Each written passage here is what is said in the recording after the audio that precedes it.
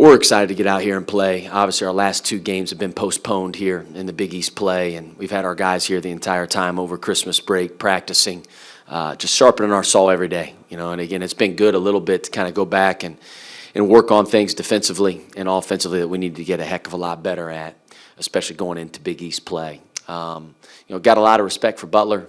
Butler's been had a ton of injuries. They've been battling the injury bug all year long. Bryce Enzi, they just got him back for the last couple games here in the Big East play. He's an all-conference guy, man. They're a heck of a lot different when he's out there on the floor. I'm expecting or anticipating Bo Hodges to play.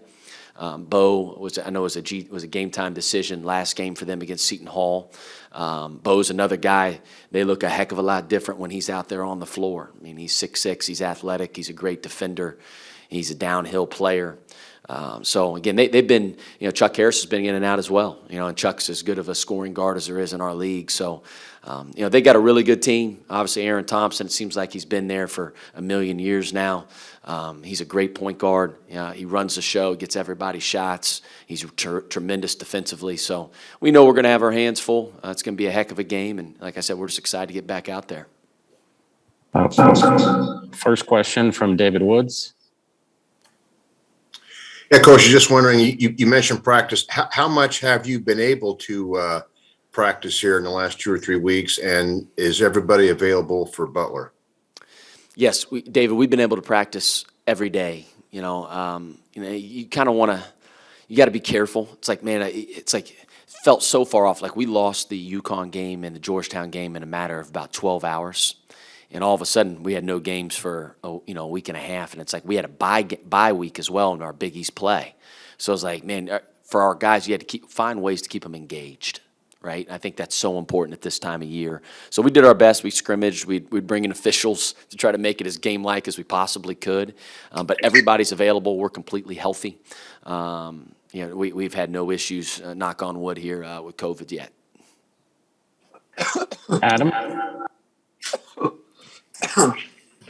Coach, what do you think is maybe most important coming off a long layoff? Like it seems like you haven't played in a while. There might be some anxiety to see the ball go through the basket or sort of force the issue a little bit because it's been so long since you played.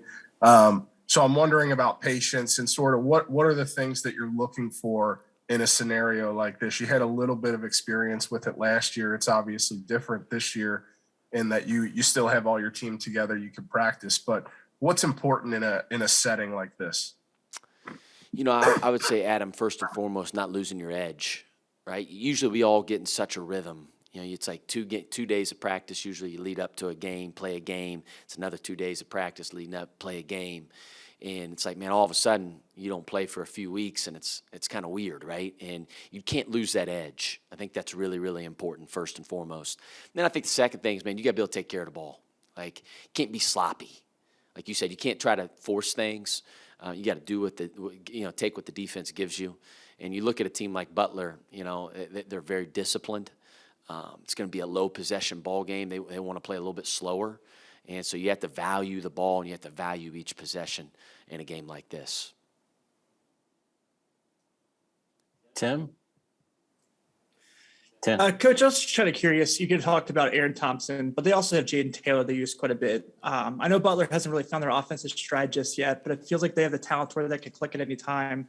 How are you getting your guys to prepare specifically for that? Because they're a team I know they like to shoot the three-pointer, but it hasn't really gone as much yet for them. Yeah, I think Coach Jordan has had a challenging year with just the injuries, right? And when you add a guy like Bryce Enzi back, and you've had Chuck Harris, I know, got sick and different things. Bo Hodges has been out. Listen, they got a lot of talent. They're very well coached. They're disciplined. He puts those guys in great positions to be successful. Listen, it starts with Aaron Thompson, in my opinion, though. I mean, you have to be able to contain him. You have to be able to keep him out of the paint, whether it's in ball screens. They run a lot of drive isolations with him. And you mentioned Jaden Taylor. I mean, Jaden Taylor has been really good as a freshman. I mean, really good. He doesn't play like a freshman out there. He's another guy that can really score the ball. I mean, Chuck Harris can really score, as we know. Bryce Enzi can score. So they got a lot of different guys to do it. It's going to be, it's all more about us when we head into all these games. So honestly, Tim, it's about our system. Can we execute our defensive system, ball screen coverage, defending the ball? How tight are we off the ball? Our post defense, blocking out, transition D. It's really, at the end of the day, it's about us. But again, Butler presents a lot of challenges on that end for us. Next question, Adam. Coach, you mentioned Butler getting Bryce Lindsey back, and just based off last year and sort of early on this year, I know that they like to play those two big guys together a lot. Does that present an opportunity for you to roll out two bigs, or will there be? Do you try to throw a wrinkle and maybe go small against them? How do you sort of view that specific matchup in this game? Yeah, I think Bryce gives them a lot of versatility. Like you said, they love to play him and Golden together. At times they will play, Bryce at the 5, right, or just Golden at the 5 with one big. So they have the option of playing two bigs together or playing really 4 guards and one big, just like we do. But again, either way though, we're going to do our style of basketball, right? You'll see some Zach and Deontay together, or Zach and Jack, or whoever it is, and you'll see some Jerome playing at the 4 as well, maybe even Colby at the 4. We just got to find the lineups that are being the most successful and putting us in the position to win the game. Rick? Travis, you mentioned Zach Freemantle. How good has this extra practice been for him, and do you think he's getting closer to being back to the guy we've seen the last few years? Yeah, I think it's been great for him. He needed all these reps. He missed them all.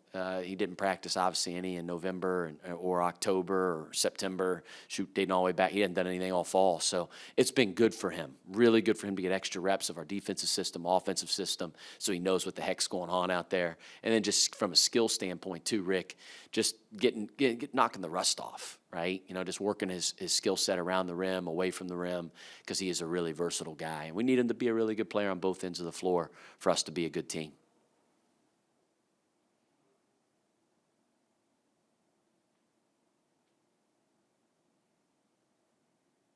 Adam?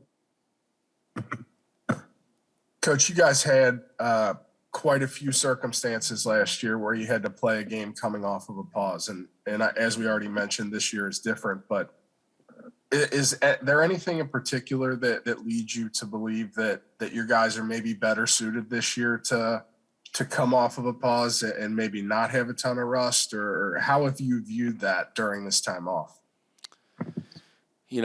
Adam, I want to pretend like I got all the answers up here with this stuff, but I don't. What I try to do is I try to read our team every single day, how to engage their minds, how to motivate them. Every day is a little bit different. It's like all of a sudden, like I said, when we lost both games, like within a matter of, it was like a matter of maybe 6 hours it got announced. Our guys were down, and that's normal. That's being a human being. They started asking questions, when are we going to play? And then and I told them, I said, hey, fellas, I don't know right now. But we got to focus on us and get better. And use this time as an opportunity to get better. So, again, I don't know, Adam. I think every team's different. Every situation's different. Obviously, we're able to practice this year, unlike last year when we had those pauses. So I think that's helped. But, again, we're going to find out tomorrow night at 8:30. If we're ready or not. Rick? Travis, one guy who was playing really well before you went on this stop was Dwan Odom. Do you get the sense that, I know it's hard to tell without playing games, but do you get the sense that there's been any carryover, or has he had momentum going into practices the last few weeks, or where's he at? Yeah, he got banged up a little bit, Rick. It was maybe, for him a blessing in disguise to have this little bit of a break. So he didn't practice for about a week. And he's fine now. He's 100%. So it was good to kind of get him back healthy. But like you said, he was playing at a very, very high level on both ends of the floor.